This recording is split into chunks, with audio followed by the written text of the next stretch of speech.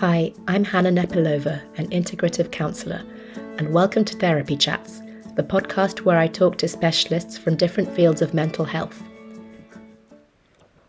My guest today is Hugh Anderson, an Oxfordshire-based music therapist, supervisor, music teacher, and performing musician. As a therapist, Anderson has worked in mainstream SEN and SEMH schools, in NHS dementia and mental health settings, and in community outreach centres. He was also head of therapies at Resources for Autism from 2020 to 2023 and has taught at the Guildhall School of Music and Drama. Today I'm talking to him about the scope and efficacy of music therapy. Maybe I'll just start off by asking you how you decided to go into music therapy. What prompted you to do it? Well, I guess I was at a bit of a crossroads. So I was coming to the end of my 20s, and after graduating, I hadn't sort of drilled down or fixed myself on any one specific career, but I had some areas of work that I was really interested in, that I was enjoying, and I started to get some experience. So I guess one of those areas was in therapeutic work with children and young people. So that was without any specific qualification as a therapist, but I had done some training at Tavistock in therapeutic communication with children and young people. But mainly it was through experience on the job. So I was working for a children's charity called Kids Company. Mm-hmm. And they particularly worked with very complex young people, often traumatized, often in very deprived areas of London. It also branched out to other cities in the country, in Liverpool and Bristol eventually. But and we were working within certain school settings and then within certain specialist youth club settings. So I guess that area of working with children where you're having to think very carefully about how their early experiences might affect how they relate to you, and thinking sensitively about building solid, consistent relationships with them, and helping to try and give them a kind of different blueprint of a healthy attachment. That was a big part of Kids Company's work. It was attachment-based work. So that was a big area of interest for me. So this kind of therapeutic work. Some of it was music related, but not all. Mm-hmm. But you had done a music degree. That was your background. Yeah, sorry, I could rewind even further. That growing up, I was really into music. Played piano from a very young age. Was part of choirs. Later played other instruments as well, including French horn and orchestras and chapel organ and things like that. And then when I went to university, my degree was music and French. And actually, I did that at Durham Uni. And actually, at Durham Uni, they did have one module on an introduction to music therapy. So I'd had a little window into the kind of work that a music therapist might do, and some elements of their approaches and the background to the profession and how it began. But at that point, when I was 23 and graduating, I didn't feel it was something I wanted to get straight into. I wanted to get some experience and try other things. But yes, I was still a practicing musician in my 20s as well, still am today. But I was in bands and I was learning and playing and songwriting, things like that. So music was definitely part of what I was doing. But I guess the other area I was just going to talk about was some teaching that I was involved with. So I had, again, throughout my 20s, either done work as a private piano teacher or worked in a secondary school where I was for a long time at a secondary school in Stratford as a piano teacher, offering one-to-one or small group lessons, and then also running the school band. And I guess I really enjoyed lots of elements of teaching, and I enjoyed being part of school setting as well in the community there. But I was really adamant, I knew myself, I didn't want to be a classroom teacher. That wasn't something I wanted to go into. I also didn't really like just the huge turnover of students when I was a piano teacher there. The kind of almost like just relentless teaching of kind of half an hour lesson, then the next students come in half an hour lessons, next lesson, next lesson, next lesson. I enjoyed sort of being able to more like build a relationship with the young person, get to know them over time, and understand a bit more of their relationship with music and their interests and how that affected who they were as a person, you know, their identity and their mental health. So, and in the school band, you know, lots of people were joining the school band partly because of their interest in music, but partly because that was their way of making friends or feeling safe. And some of them didn't want to go back home at the end of the day, so they were quite happy to stay, you know, at school for an extra hour and a half. So across these different experiences, you know, I guess I was starting to understand the ways in which people might relate to music and group music making in lots of different ways. Mm-hmm. And so through that crossroads, if I come back to that sort of moment, I was wondering whether to train as a child psychotherapist, but I really wanted to keep this element of music alive in my work. And, you know, I was aware of a couple of music therapists I was friends with, and I knew a bit about their experiences, and I was really grateful to them for having offered me certain experiences and spoken to me about music therapy. So eventually, that's what I decided to do. So it was your way of combining that was a very long answer. Yeah. So it was the way of combining those two strands, sort of your interest in music and your interest in therapy.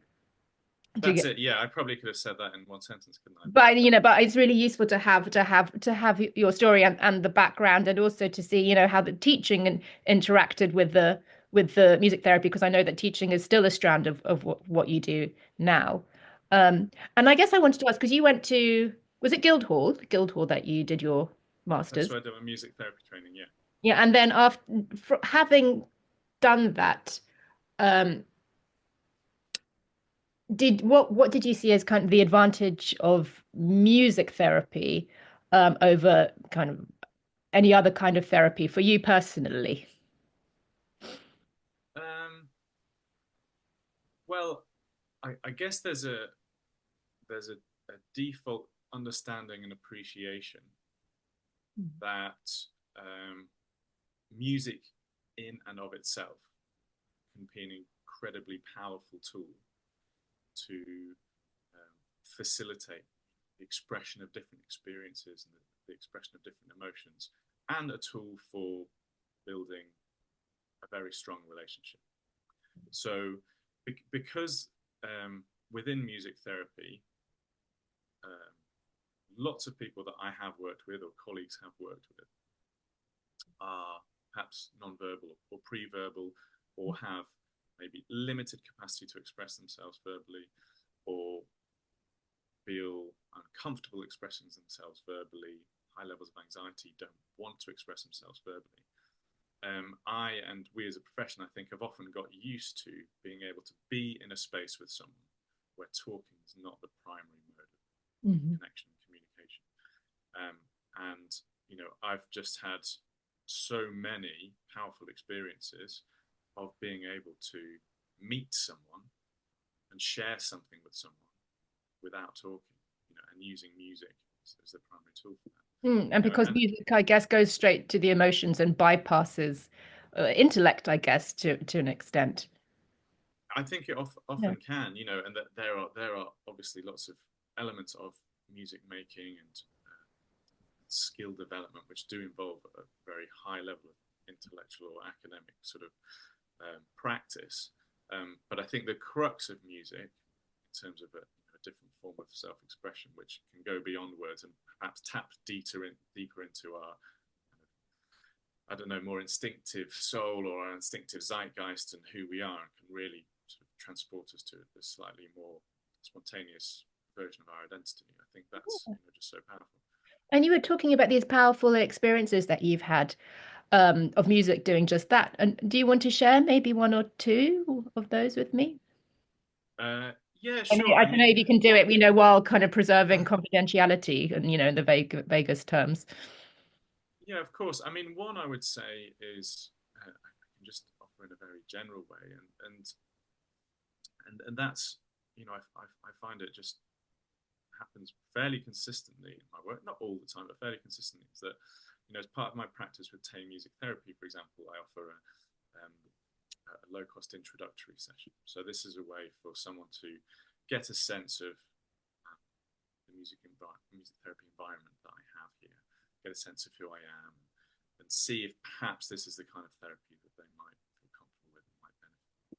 So anyway, generally it's quite a short session for half an hour.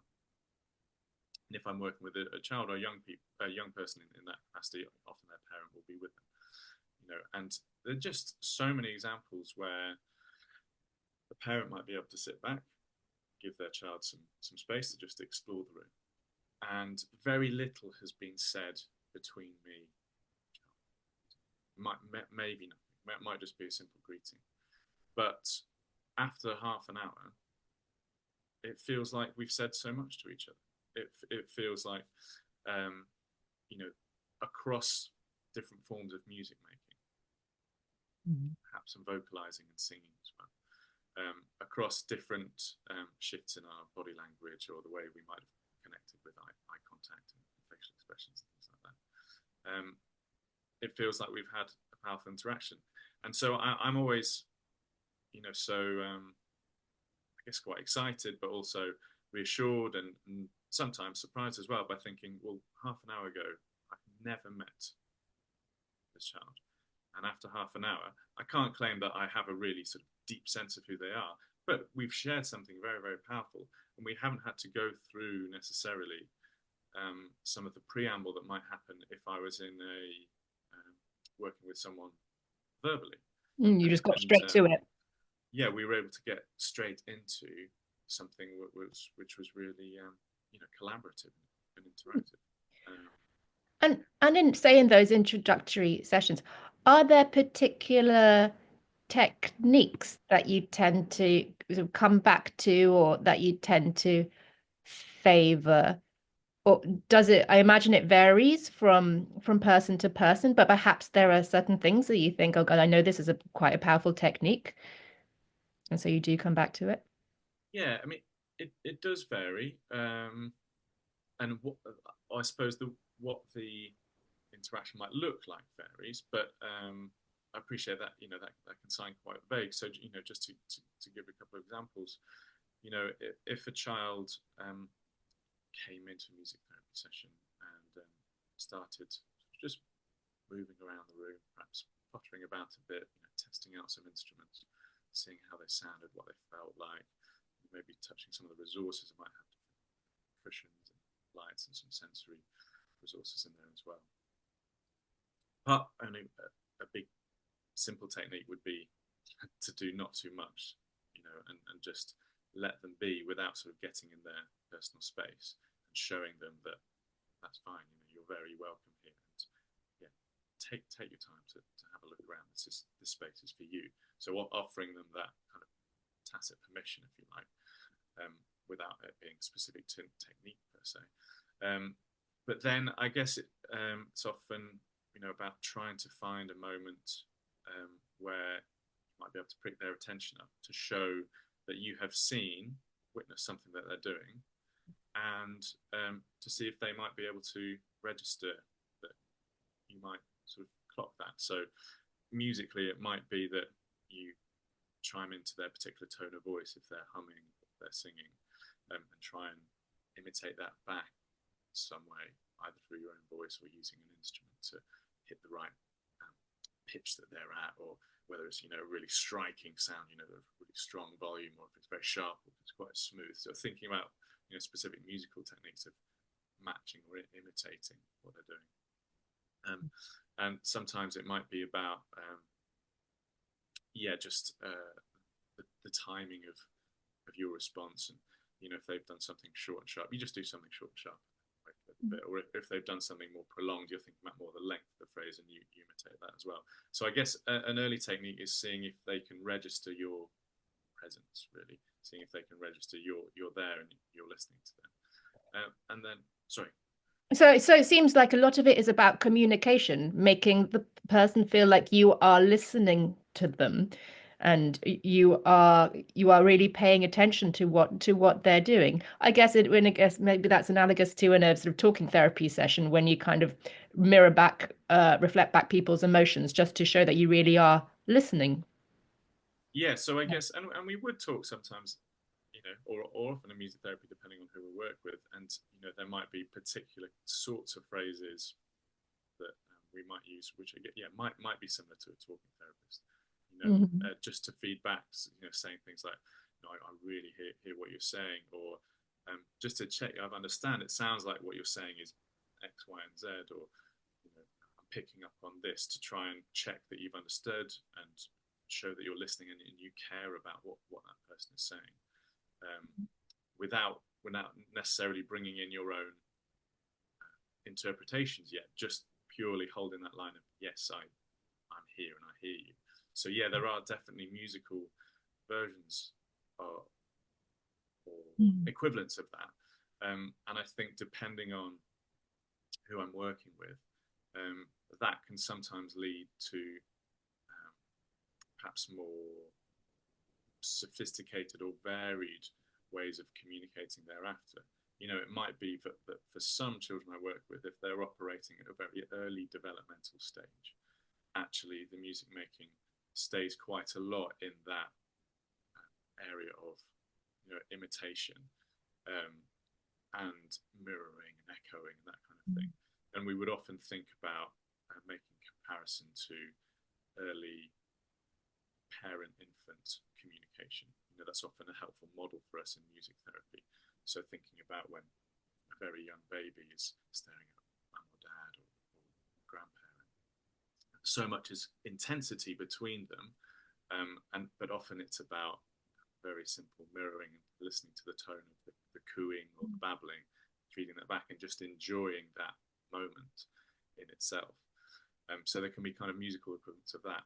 But of course, depending on who you're working with, sometimes you can have really rich musical moments that go off in lots of different directions, and they don't just have to be turn taking. And of course, in music, you can do things simultaneously which you wouldn't necessarily do talking, because it would feel like you were talking over messy each other, or interrupting, or unfair, or invasive in some way. But yeah, with music, at the same time, it's I don't want to sound too trite, but I think there's that clip in Amadeus, when the film's about Mozart, when he's trying to sell this idea of opera, and how in opera you can have multiple different voices saying something at the same time, but it can work in a beautifully harmonious way. It doesn't have to be chaos and people interrupting each other. And so, in music therapy, we can play at the same time. Often as a music therapist, I might try and take the role of like an accompanist, if you're thinking about let's say when you see someone perform a song and they're singing, there's someone playing guitar or someone playing piano who's supporting them to kind of communicate what they want musically. So I might take that role as a music therapist. If someone has really found an instrument they're really into and they want to play, well, how can I just support that gently, support the rhythm of what they're doing, show that I'm there, but I'm not taking over, I'm not invading their space. I'm just trying to foster their musical space and what they're expressing. Okay. So kind of support and communication and showing you're there seems to be really fundamental aspects to what you're doing. And I guess Yeah. I want to ask, are there are there particular age groups or particular kind of areas of mental health difficulty or any other kind of, is there a particular kind of client who lends themselves particularly well to music therapy? Does it help with particular issues more than others? Um, it's a really good question, and I think it's a question that within the profession we think about a lot, in terms of we are a very diverse profession in terms of the settings that we work in, the sorts of people we work with. Nonetheless, I think historically there have been certain kind of demographics that we've worked with more than others. Um, so, big areas that immediately come to mind would be working with older adults who may have a neurodegenerative condition, so often dementia or Yeah. a form of dementia. Children and young people who have additional learning needs, particularly where there might be challenges around communication. Similarly, kind of adults with learning disabilities, where they might often feel quite disempowered or unable to access talking-based therapeutic work. They would often come to mind, but I could just keep adding areas where I know music therapists work. So, there are NHS music therapists working in acute adult mental health wards, for example. There are music therapists working in prisons. There are music therapists working with adolescents with eating disorders, again, in kind of acute mental health settings. For me, a big untapped demographic is more neurotypical adults experiencing, I guess, quite common areas of mental health challenges, anxiety, depression, bereavement, that kind of thing, but who would typically gravitate towards either no therapy or would gravitate towards talking therapy, even where they might not actually feel like talking therapy is what they want or is right for them. So I feel like, not to be sort of too cutting, but like Joe Bloggs would not necessarily think about accessing music therapy at age 34 after a difficult breakup or something like that. But they might go and speak to a counsellor, which could be brilliant for them and just what's needed. But I would really like music therapy eventually to just be a bit more part of the conversation at that stage as an option for them. Maybe a bit more mainstream. Like rather than considered as such a niche. Yeah, a niche for kind of very, very specialist settings, for very specialist needs. Okay, thank you. And I guess something that, as a talking therapist, I'm particularly interested in is trauma and different approaches to it. And I am also, as somebody with a background in music, very interested in the way that music can be used as a therapeutic tool for those suffering from the after effects of trauma. It's something I haven't heard about so much. I've heard a lot about the link between, say, dementia and music therapy, but I am fascinated to see whether there is sort of untapped potential there. I mean, do you think that music therapy could be a effective tool for working with trauma?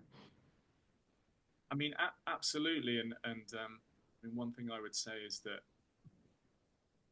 sadly, trauma comes into so much of one's work as a music therapist, because often the nature of the client groups we're working with are that these people are incredibly vulnerable.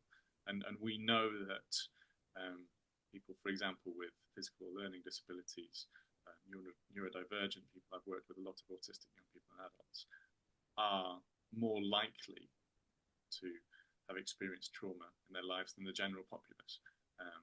Or autistic adults are more likely to experience anxiety and depression, suicidal ideation than neurotypical peers, these kinds of things. So trauma is very much a big part of what we're working with a lot of the time. I guess something about, as I mentioned before, something about music being a non-verbal form of interaction and self-expression is, I think, very, very important in trauma-based practice, because we know that trauma is experienced in the body and is held in the body and is often triggered physiologically by certain experiences. And for lots of people, it's not always possible to kind of characterize that experience and emotion through words, or even when it is possible to express it and relay it in words, that might only be part of the story, if that makes sense. That might only be part of the way of processing it and getting to grips with it.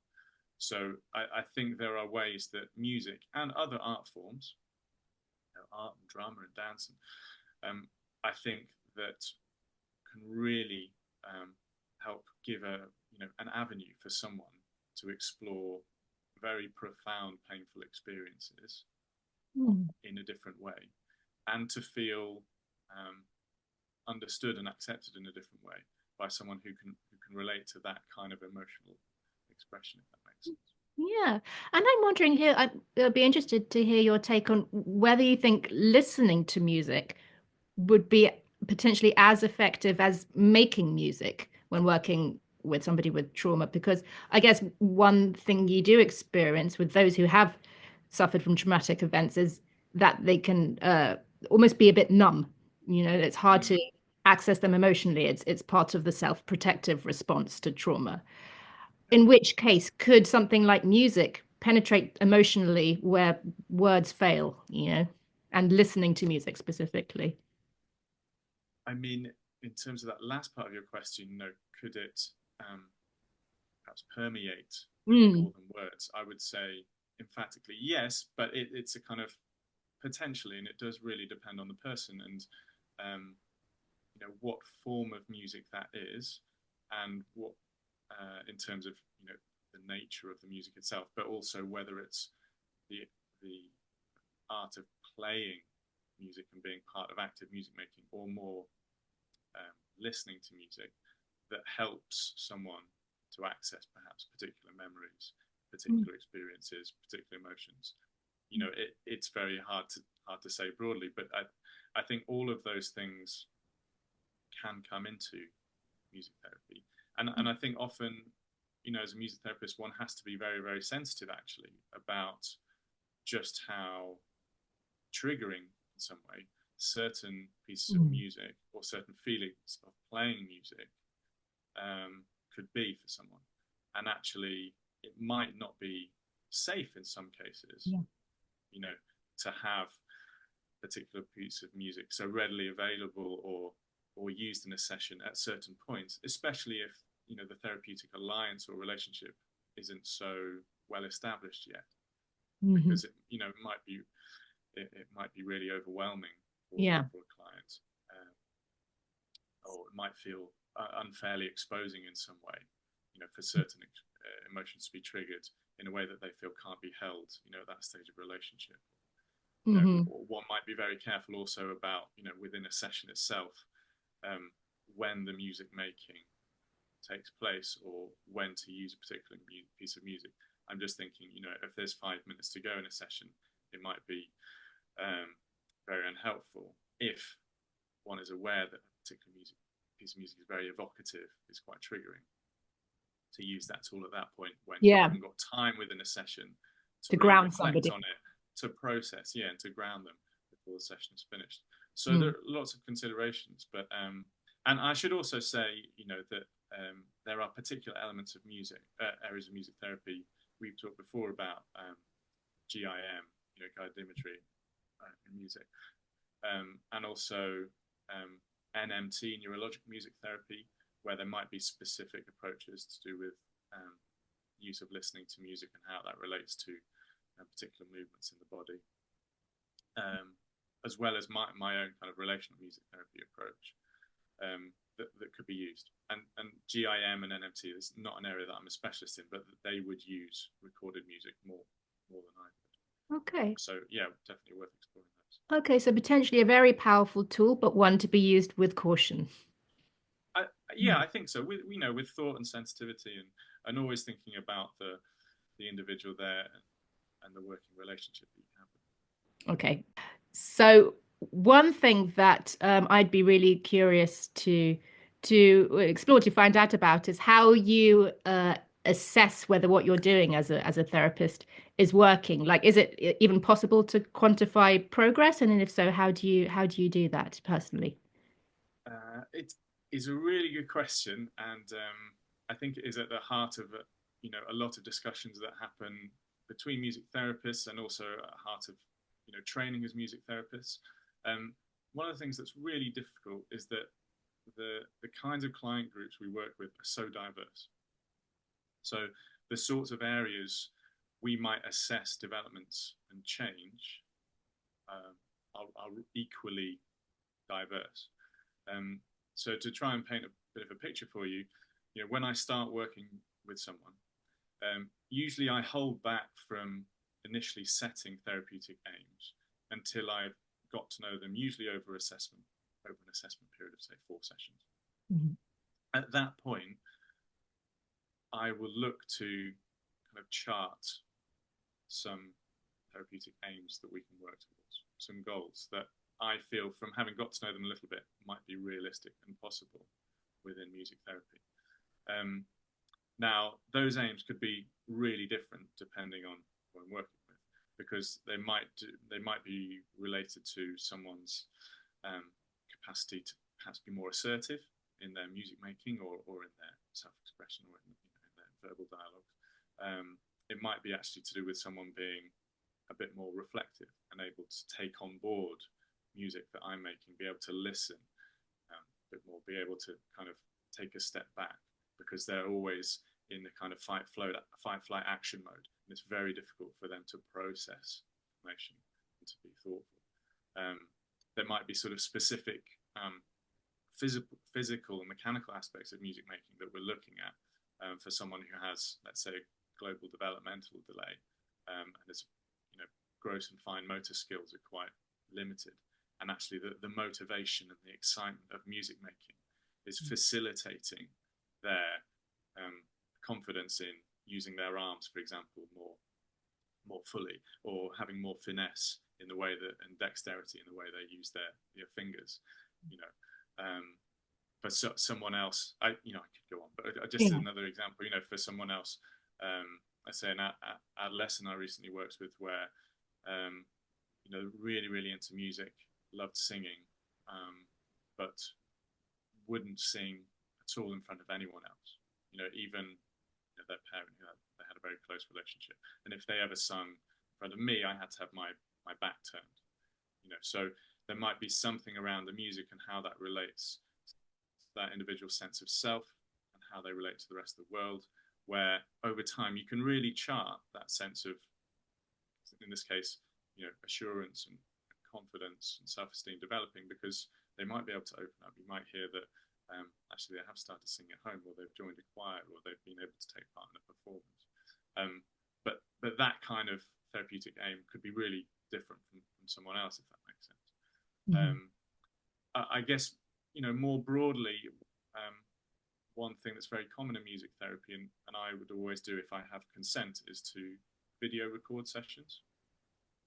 So in that way, it's really helpful to have kind of concrete evidence from over a period of, could be 3 months, 6 months, 12 months, to look at the nature of someone's presentation and their interaction, the way they engage, their kind of general demeanor, how long they're sustaining interactions, and sort of the quality of their engagement, those kinds of things, to be able to chart that and feed that back. And I think probably the only other thing I would say, which is about what then happens outside therapy, because it's one thing, we talked before, that's one thing having or noticing developments within therapy sessions, but how does that affect the life of the individual when they're at school, or when they're in their at work, or in their day-to-day relationships? And sometimes it's very difficult to chart that, but sometimes it's possible, especially if I'm working with a young person, I have contact with teachers, perhaps their SENCO at school. There might be particular assessment tools, things like an SDQ forms, strength and difficulties questionnaires, which can be mapped out over different periods. Or in music therapy, a lot of professionals using music therapy STAR, which again assesses sort of certain levels where you have an initial kind of reading or score, and then over time, the same professional would then give a different reading. So you can sometimes get more, I guess, specific stats-based analysis. Personally, I think that can be helpful, but I don't think it really paints the full picture. I think sometimes the narrative arc is actually a bit stronger and more convincing or compelling about that. But those are some of the things that I would think about in terms of assessment. So pinpointing specific therapeutic aims, maybe sometimes using tools like videoing, so that you can actually zoom in on certain aspects of somebody's interactions, say, and then looking to see how it transfers across to different areas of their life, using particular measuring scales or questionnaires. And talking about transfer, I know I said that was the last question. This really is the last question. Can you see a transfer uh, from the therapy room to your life in general. You were talking earlier about the way that music therapy, in a way, mimics the processes that go on between a mother and a child or a father and a child. Does your work as a music therapist impact your relationship with your children? You know, is there transfer there, and vice versa? Does your relationship with your children impact your work as a music therapist? Uh, it definitely does. I think some of the ways I could probably try and explain, and others they would just be happening, very unconsciously. Mm. Um, I mean, something that immediately came to mind when you asked that was the second part of the question. Does being a parent impact how I'm as a music therapist? Sorry, the light.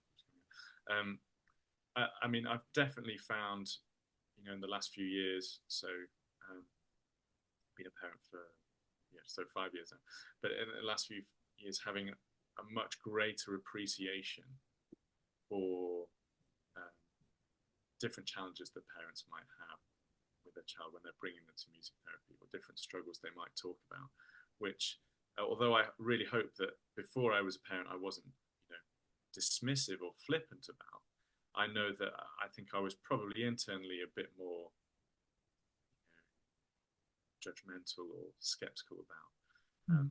because I had no lived experience of the baseline of how hard it can be as a parent, and how pushed and stretched one is as a parent, and how one has to constantly live with this sense of being quite imperfect as a parent, because there's so much going on all the time and there are so many challenges. So often when I'm doing assessments with parents and asking them certain questions about what's going on for their child, and asking about different contexts, I feel that I definitely bring, or hopefully bring, a different quality to that and a different sense of empathy. That's not to say that my experience as a parent is the same as theirs, not at all, and I would never try and sort of make that leap or assume that. But I just think there's certain experiences that I've had now which might relate in some ways, or that I can understand perhaps a little bit better Mhm. as a baseline. Um, so there's that element. In terms of vice versa, in terms of perhaps how being a music therapist has affected how I parent our children. Um, I think it's hard to know if I would have done this without being a music therapist, but I definitely really kind of revel in opportunities where we can play in a very spontaneous way. Mm. And I'm also, although I really want my kids to be into music, and I would love for them to learn instruments, and I'll set up opportunities for that to happen in due course. Um, I'm most preoccupied by them enjoying not just music, but that sense of being able to express them different ways, themselves in different ways, and being able to kind of play in a more broad sense of the term. So kind of be spontaneous, enter into a dialogue. It might be through storytelling where they feel they can kind of take on board something I've said, and it doesn't have to be the same thing each time. They can go with the flow a bit more and go, oh yeah, well, and then that happened, and I add something that they'd never heard before, and they can go with it, so there's a sense of sort of flexibility, and Mm. openness to stories evolving and to interactions evolving, because I think that's a big part of music therapy as well.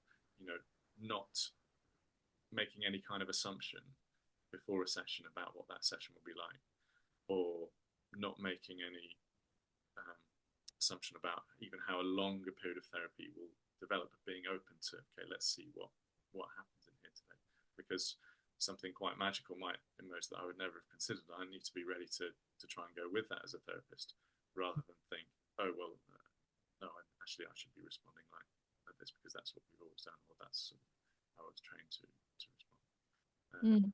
I don't know if that makes any Yeah, sense. and I guess it reminds you that in music therapy, the music is really just the doorway to something else, isn't it? It's not the end in itself. It is the doorway to that spontaneity, to that openness, to that sense of play and exchange. Yeah.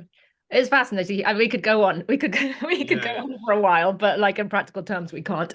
But but it's, I mean, it's really fascinating for me to be able to talk to you about this at some depth. It's a luxury for me to do that. So thank you so much for giving up your time to chew this over with me.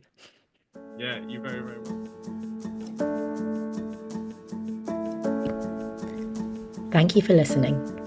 If you'd like to hear more of the same, then feel free to subscribe to our podcast or visit our YouTube channel at Kent House Counselling.